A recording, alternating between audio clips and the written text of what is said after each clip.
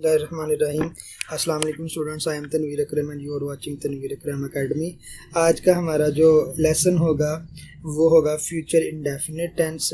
तो future indefinite tense को start करने से पहले मैं आपको ये बता दूं कि जैसा कि मैंने पहले बताया था कि जो आपको पढ़ाया जाएगा वो आपको नोट्स की फॉर्म में प्रोवाइड भी किया जाएगा ताकि आप उसकी प्रैक्टिस कर सकें, उसके ऊपर लिख सकें। वर्कशीट्स आपको दी जाएंगी, तो वो सब कुछ आपको इंशाल्लाह इसी वीडियो के डिस्क्रिप्शन में भी मिल जाएगा।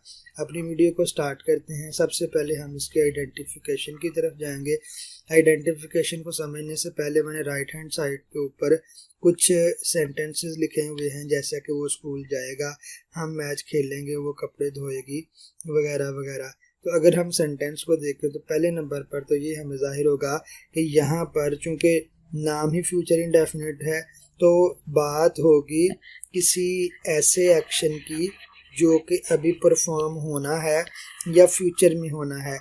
उसके बाद फ्यूचर के साथ साथ एक और चीज़ को हम नोट करें कि वो स्कूल जाएगा। कब जाएगा इस बात का जिक्र नहीं है, यानी कि जो काम होना है उसके होने का जो वक्त है वो अनसर्टेन है। अनसर्टेन का मतलब है गैर यकीनी है, हमें पता नहीं है कि वो काम कब रूनुमा होगा। हम मैच खेलेंगे फ्यूचर में खेलेंगे, लेकिन ये नहीं पता कब। वो कपड़े धोएगी, कब धोएगी, ये नहीं पता।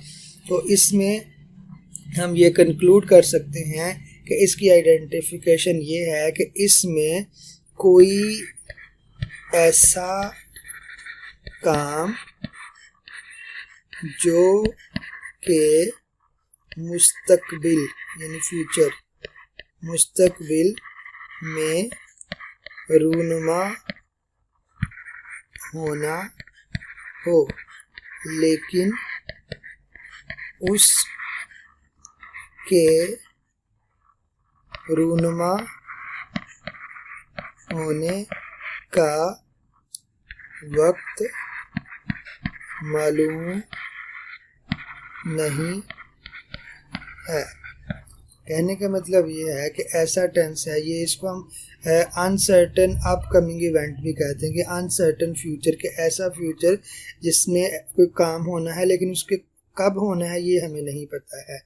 तो ये इसकी आइडेंटिफिकेशन हो गई।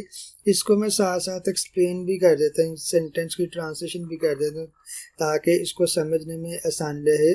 वो स्कूल जाएगा, he will go to school. हम मैच खेलेंगे, वी शैल प्ले मैच। वो कपड़े धोएगी, शी विल वॉश क्लोथ्स। आगे बढ़ते हैं। नंबर 2 पर हम जानने की कोशिश करते हैं कि यहाँ पर हेल्पिंग वर्ब कौन कौन से हैं और वो कहाँ कहाँ पर इस्तेमाल होते हैं। अगर हम ऊपर जिक्र करें, इसको गौर करें, तो ही के साथ हमने विल का इस्तेमाल किया है और वी के साथ हमने शैल का इस्तेमाल किया है। तो यहाँ पर हमारे पास 2 हेल्पिंग वर्ब हैं, एक शैल और दूसरा विल। शैल इस्तेमाल होगा आई के साथ और वी के साथ, और रेस्ट ऑफ ऑल। विल इस्तेमाल होगा रेस्ट ऑफ ऑल मतलब बाकी तमाम के साथ। ठीक हो गया, यानी कि आई के साथ और वी के साथ हम शैल का इस्तेमाल करेंगे और बाकी तमाम के साथ हम विल का इस्तेमाल करेंगे। लेकिन यहाँ पर एक और चीज़ काबिल ज़िक्र है कि जब किसी चीज़ पर स्ट्रेस दिया जाए, किसी काम के करने पर ज़ोर दिया जाए, तो वहाँ पर हम शैल को विल में बदल देते हैं या विल को शैल में बदल देते हैं। ये एक दूसरे से इंटरचेंज हो जाते हैं, इसको आपने नोट कर लेना है। इसकी मिसाल लेते हैं, मैं स्कूल जाऊंगा, फिर मैं स्कूल ज़रूर जाऊंगा। Sentence number 1, sentence number 2। Sentence number 1 में जोर नहीं दिया गया तो हम लिखेंगे आई शैल गो टू स्कूल। अब इसमें जोर दिया गया है तो यहाँ हम लिखेंगे I will go to school. इनकी शैल को हम विल में बदल देंगे। इसी तरह से जहाँ पर विल इस्तेमाल हो रहा होगा और वहाँ पर स्ट्रेस दिया जाए तो वहाँ विल को शैल में बदल देंगे। नंबर 3 पर हम जिक्र करेंगे form of verb.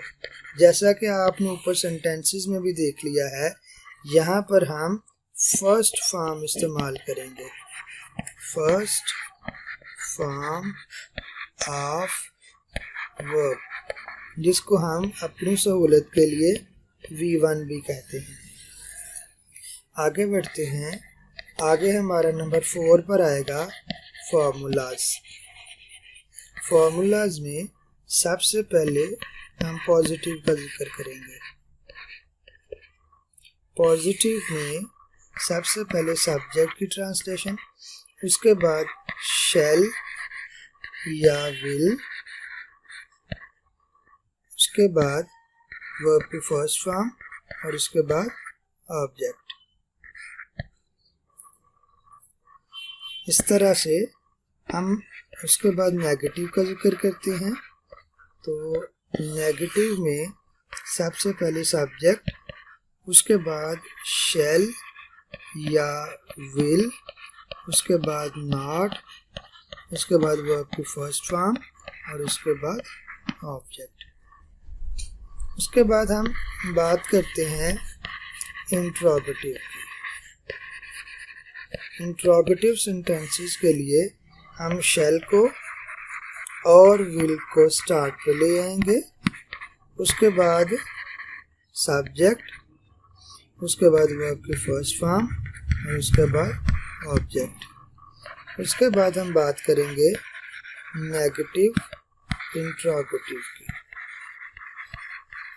Negative interrogative में क्या होगा, हम सबसे पहले शैल को लिखेंगे या विल को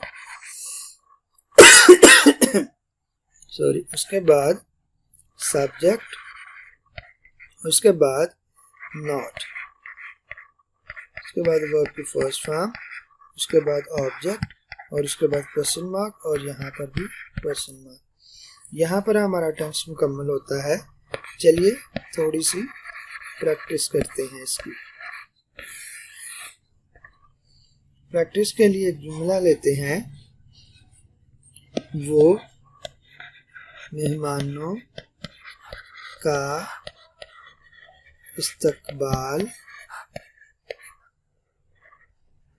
करेगा। He will welcome the guests। वो मेहमानों का इस्तकबाल नहीं करेगा। इसकी ट्रांसलेशन होगी he will not welcome the guests। Pointer को देखिएगा, he will not welcome the guest। Interrogative, क्या वो मेहमानों का इस्तकबाल करेगा? Will he welcome the guest? Question mark। Negative interrogative, will he not welcome the guest? Question mark। जी तो students, I hope so कि आपको आज के लेसन की समझ आई होगी। जहाँ पे समझ ना आए वहाँ पर वीडियो को पॉज कर लें। मिलते हैं इंशाल्लाह अगली वीडियो में, तब तक के लिए अल्लाह हाफिज़।